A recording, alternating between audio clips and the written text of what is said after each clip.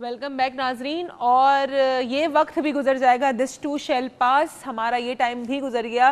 آج کا دن بھی ہمارا یہیں پہ اختتام پہ ہے, ختم ہونے والا ہے. تھینک یو سو مچ آپ لوگ ہمارے شو پہ آئے اور آپ نے اپنے اپنے ٹائم کو ہمارے ساتھ, ہوپ آپ کو آپ کے اس ٹائم کو گزارنے میں مزہ آیا ہوگا. بالکل بہت اچھا لگا ہمیں آپ لوگوں کے ساتھ اتنی اچھی دلچسپ گفتگو کے ساتھ اور اتنا اچھا انٹریکشن ماحول کے ساتھ. بہت شکریہ. آئی ہوپ آپ کو ادھر ٹائم پہ شروع ہو گیا, سب ٹائم پہ ختم ہو گیا.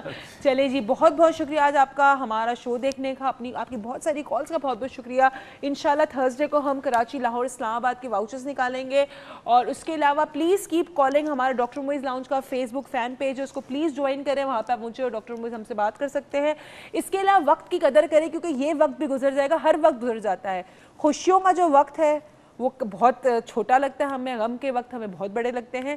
تو بس ہر وقت جو چاہے خوشیوں کا ہو چاہے برا وقت ہو, ایک چیز ذہن میں اپنے رہے, یہ دس ٹو شیل پاس. خوشیاں بھی گزر جائیں گی, غم بھی گزر جائے گا, پیسہ جو ہے وہ بھی گزر جائے گا, غرور ہے وہ بھی گزر جائے گا, مفلسی ہے وہ بھی گزر جائے گی, غربت ہے وہ بھی گزر جائے گی. آپ سے بھی کل ملاقات, تب تک اپنا خیال رکھیے گا. And over to you. بہت شکریہ بیٹا. ناظرین, وقت پہ میں نے بہت کچھ پڑھا ہے, سائنسدانوں کو پڑھا ہے, فزکس کو پڑھا ہے, فلسفیوں کو پڑھا ہے, بڑی چیزیں وقت پہ پڑھی ہے. مگر وقت کی قدر پہ اور وقت کا جو معنی ہے, وقت کا جو فلسفہ ہے, وہ قرآن نے جس طرح سورہ عصر میں بیان کیا ہے, اس جیسی میں نے کوئی چیز پڑھی نہیں آج تک اپنی زندگی میں. دنیا کے بہت سارے مذاہب بھی میں نے پڑھے, ان کے اندر بھی جو وقت کا کانسیپٹ ہے وہ پڑھا ہے.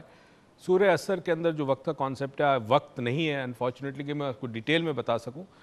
میں ڈیفینیٹلی ایک دن رمضان میں چاہوں گا کہ سورہ عصر پہ بات کروں, اور ایک دن سورہ رحمان پہ ضرور آپ سے بات کروں گا. امید کرتا ہوں کہ عروج اس موقع فراہم کر دے گی, کسی طرح یاد دلا دے گی مجھے. ابھی چونکہ وقت کم ہے تو میں وقت کا حساب سے, دین اسلام جو ہے وہ چونکہ دین فطرت ہے, اور فطرت کے اندر وقت کا بہت اہم کام ہوتا ہے. ہر چیز اپنی فطرت پوری کرتی ہے یا فطرت پہ کام ہوتا اسی وقت ہے جب اس کے اندر وقت ہو. مثال کے طور پر اگر آپ جائزہ لیں, عروج نے کل ایک بات کہی تھی کہ اللہ کی جو قدرت ہے, اس قدرت کو دیکھو تو پروردگار کے قریب جا سکتے ہو آپ. اور اللہ نے مشاہدے کے لیے آنکھیں دی ہیں, سننے کے لیے کان دیے ہیں, تمام حواس دیے.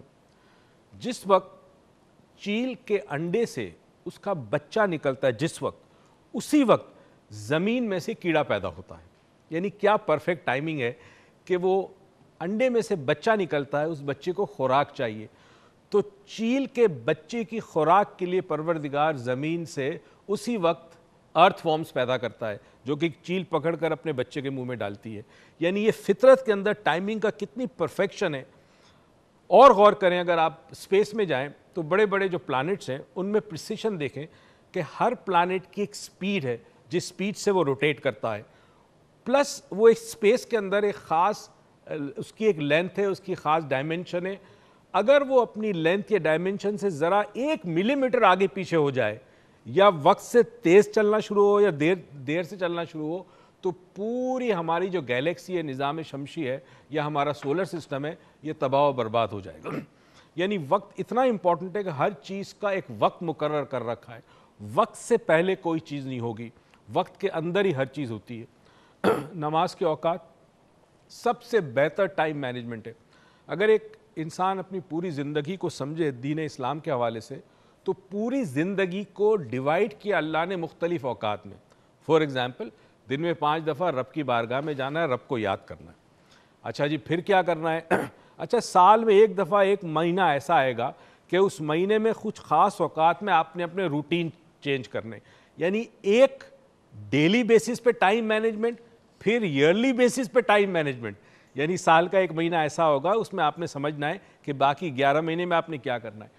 پھر آپ کی پوری زندگی میں ایک وقت آئے گا, اور اگر آپ صاحب حیثیت ہے, آپ کے پاس حلال کی کمائی ہے, تو پھر ایک ٹائم مینجمنٹ کا جو زندگی میں ایک مرتبہ منیمم آپ نے کرنا ہے وہ ہے حج. اور حج کے اندر آپ کو تربیت دی جاتی ہے آخرت کی.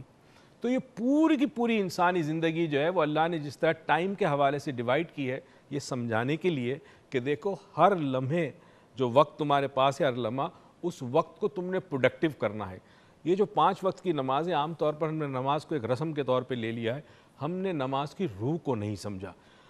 اگر اس کی روح کو سمجھے تو دراصل ہوتا یہ ہے کہ انسان جب مشغول ہوتا ہے کسی ایسی ایکٹیویٹی میں, ہمارے ایک جو لیکچر صاحب ہیں انہوں نے بتایا کہ جی بچے بہت ساری اور چیزوں میں انوالو ہو گئے. ہم بھی دنیا میں انوالو ہو جاتے ہیں, کوئی اپنے کام پہ بیٹھا ہے, کوئی کمپیوٹر پہ بیٹھا ہے, کوئی گانا سن رہا ہے, کوئی پتہ نہیں کیا کر رہا ہے. ایک دم سے اذان آتی ہے, اذان آپ کو یاد دلاتی ہے کہ اب آپ نے وہ جو ایکٹیویٹی ہے اس سے ہٹ کر کٹ کر آپ نے ایک اور ایکٹیویٹی میں آنا ہے. یہ پروردگار کا کرم ہے کہ وہ ہمیں ٹوٹلی جذب نہیں ہونے دے رہا, ہمیں ٹوٹلی انوالو نہیں ہونے دے رہا. اگر ہم مکمل طور پر دنیا کے اندر انوالو ہو جائیں تو ہم آخرت کو بھول جائیں گے. تو ہمیں یاد دلانے کے لیے کہ میں ہوں, میری بارگاہ میں آؤ, 5 وقت اذان ہوتی ہے اور 5 وقت نماز ہوتی ہے. چھوٹی چھوٹی چیزیں ہیں, اگر سمجھے تو بہت کچھ ہے, نہ سمجھے تو کچھ بھی نہیں. بس اتنا یاد رکھیں, ایک چھوٹا سا مشورہ دے دوں کہ اگر آپ اپنی زندگی میں اپنے وقت میں برکت چاہتے ہیں, آپ چاہتے ہیں میرے پاس اتنا وقت ہو میں کچھ بھی کروں پھر بھی میرے پاس وقت زیادہ رہے, تو اپنے وقت کا کچھ حصہ ان لوگوں کو دے دیں کہ جن کو آپ کی ضرورت ہے. اس دعا اور امید کے ساتھ کہ پروردگار آپ کو زندگی میں بے تحاشا خوشیاں دے, توفیق دے کہ خوشیاں آپ دوسروں میں بانٹیں. پاکستان پائندہ باد.